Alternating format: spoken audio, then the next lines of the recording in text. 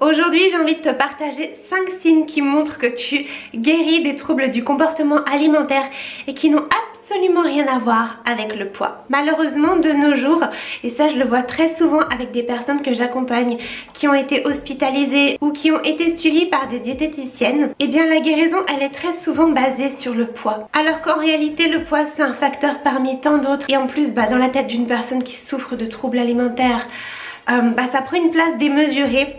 Donc le but voilà c'est pas de se baser sur ça, d'en rajouter une couche entre guillemets. Surtout que comme je le disais au début de la vidéo, ça ne veut rien dire. On peut prendre du poids et ne pas du tout guérir. Je le vois en coaching, j'ai plein de personnes qui ont souffert d'anorexie, qui ont été hospitalisées, qui ont pris du poids, mais qui sont toujours dans l'anorexie en fait. Dès qu'elles sont sorties, elles ont reperdu tout le poids.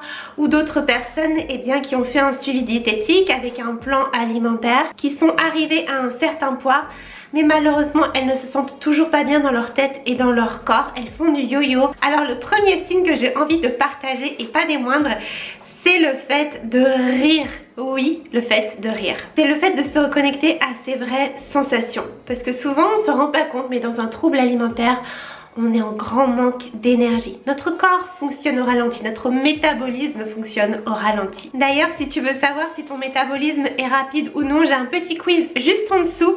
C'est totalement gratuit, ça te prend 10 minutes. Et voilà, tu en sauras plus, donc n'hésite pas à jeter un petit coup d'œil. Et lorsque le corps est en manque d'énergie, eh bien, il ne fonctionne pas correctement. Et donc ça, quand on est dans le trouble alimentaire, on s'en rend pas compte. Moi, c'était mon cas. Mais cela dit, on a du mal en fait à vivre les choses, à les ressentir. Et moi je me rappelle très bien, j'arrivais pas à rire. Voilà, donc il y avait des gens qui faisaient des blagues, je voyais bien que c'était drôle, j'avais envie de rigoler et je faisais un rire un peu forcé, vous voyez, c'était un peu genre mais c'était pas un vrai rire, ça venait pas du fond de la gorge, ça me faisait pas exploser de rire, j'étais pas MDR. Et c'est ça que j'ai envie de vous partager, c'est qu'en fait quand on commence à guérir, le corps, eh bien il regagne en énergie, le métabolisme se relance et en fait on retrouve ses sensations.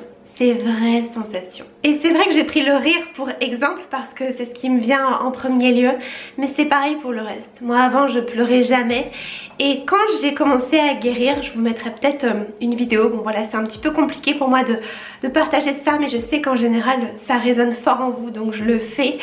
Je m'étais filmée et en fait je pleurais et ça faisait des années que j'avais pas pleuré parce que mon corps se relançait tout simplement.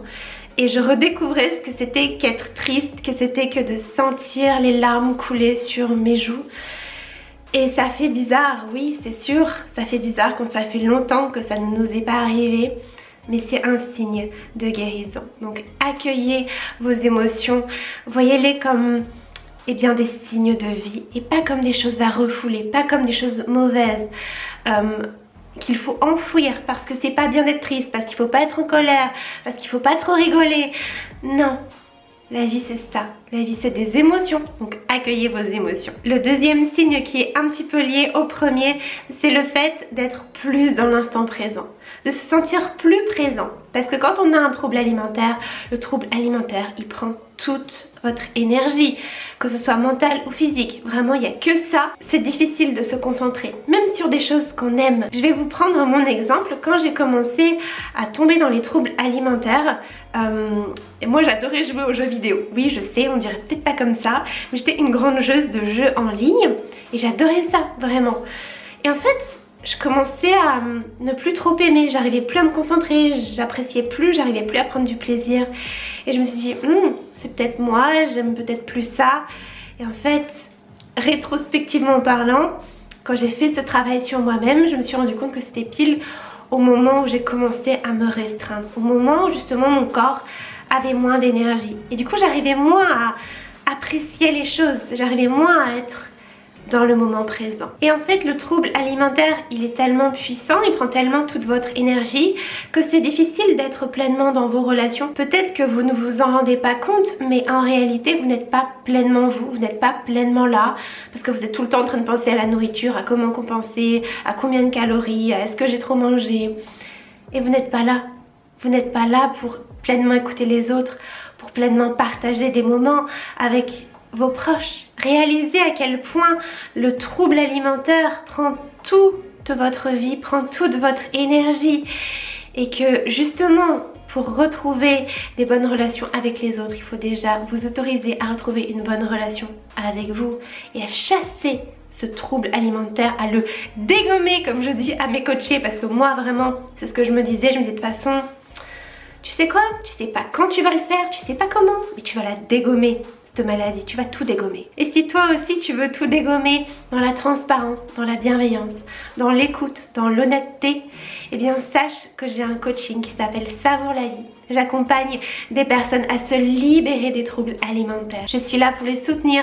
Je leur partage absolument tous les outils qui m'ont aidé à guérir et je serai ravie de t'accompagner. Donc n'hésite pas à aller faire un petit tour juste en dessous. Si tu te sens seule, si tu te sens perdu, si tu sens que t'en peux plus, que tu es au bout du rouleau, ne laisse pas cette petite voix prendre le dessus. Moi, je t'attends. Je serai ravie de discuter avec toi pour voir si on peut travailler ensemble sur un coaching de 3 mois. Le troisième signe qui montre que vous guérissez des troubles alimentaires, c'est le fait de dire non. Et typiquement moi avant je pensais que il fallait dire oui à tout.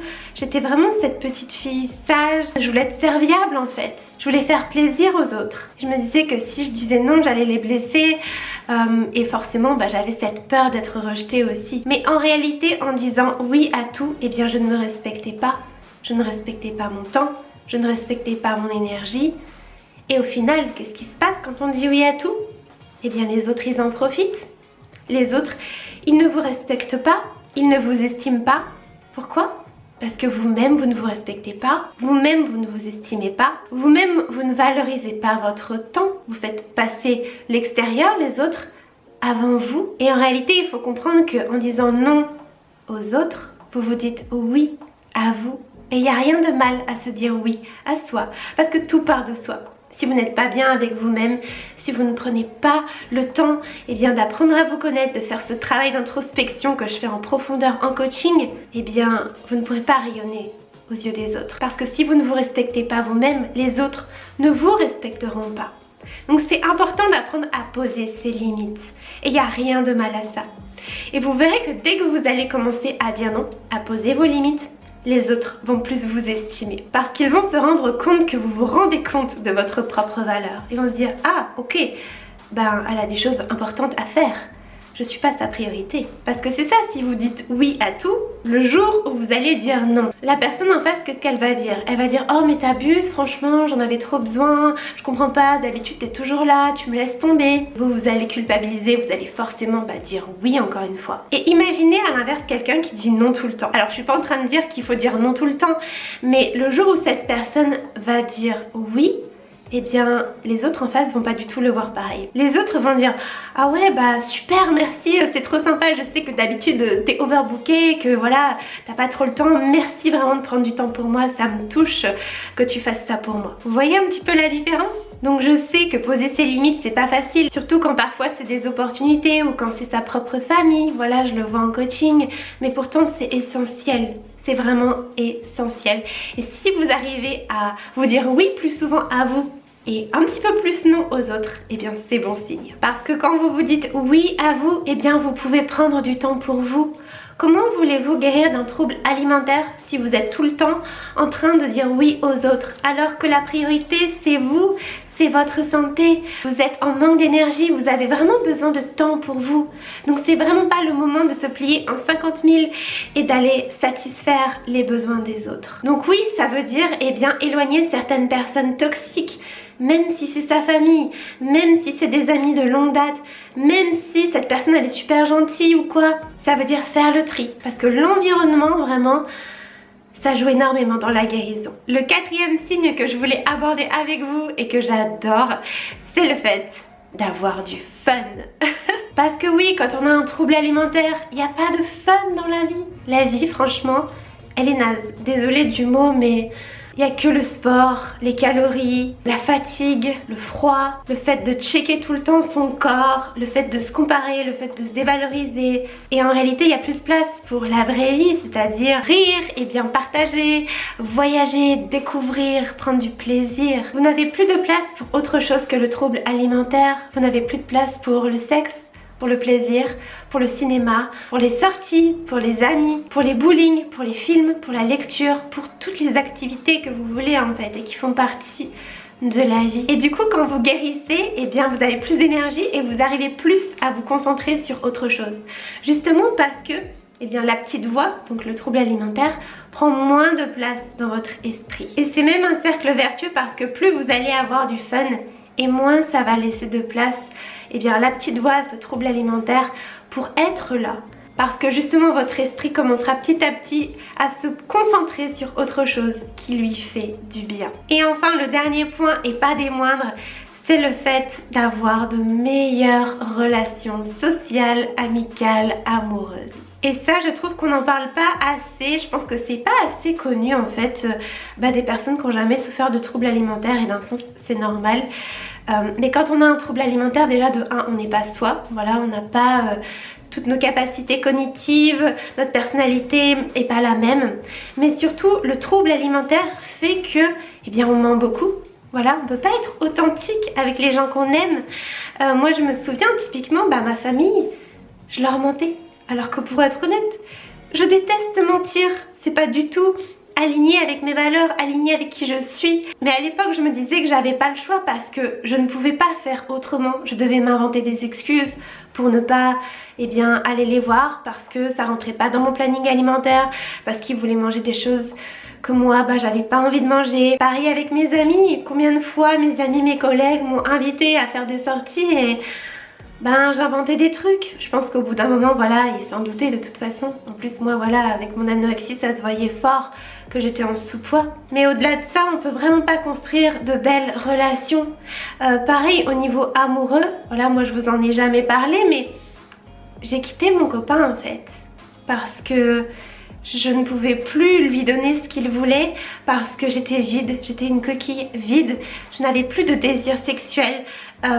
Limite ça me dégoûtait en fait quand quelqu'un voulait m'embrasser et c'était compliqué en fait de renouer avec les hommes. Voilà, moi je suis attirée par les hommes.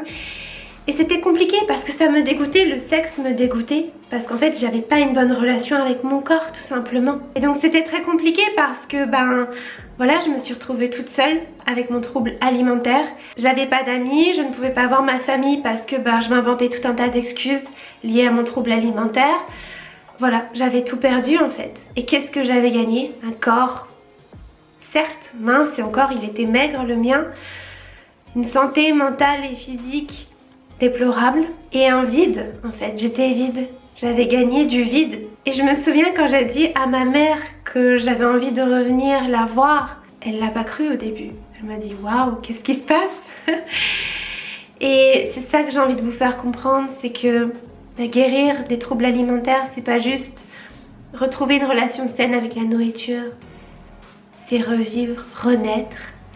Et encore une fois, si vous vous reconnaissez dans mon histoire, si tout ce que je vous dis là vous parle, si vous vous sentez perdu, n'hésitez pas à aller regarder en barre de description, à rejoindre le coaching Savoure la vie. J'en serais plus que ravie de vous aider du fond de mon cœur. J'espère en tout cas que cette vidéo aura pu vous aider. Moi je vous fais plein de gros bisous et surtout n'oubliez pas de savourer la vie.